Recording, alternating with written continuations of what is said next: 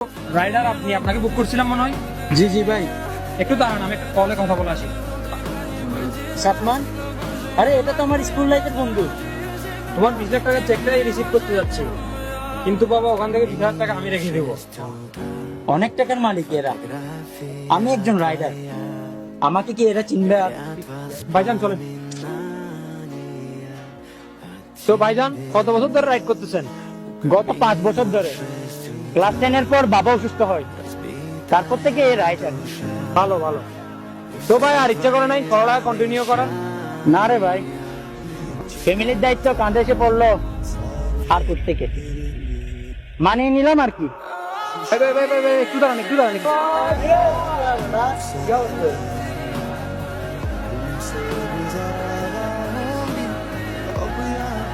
কারো হাতে আইফোন, কারো হাতে বাইকের চাবি, যে যাত্রার জায়গায় সেটেল হয়ে গেল।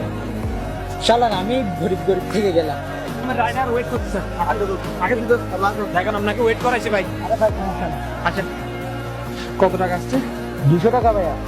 ভাইজান আপনারা অনেক ভালো কাজ করেন, মানুষকে ঠিক সময়ে তাদের গন্তব্যে পৌঁছে দেন, এটা অনেক সওয়াবের কাজ। নিশ্চয় আপনার মা বাবা আপনার উপর অনেক প্রাউড ফিল করবে, আর আপনার স্কুল লাইফের বন্ধুরাও।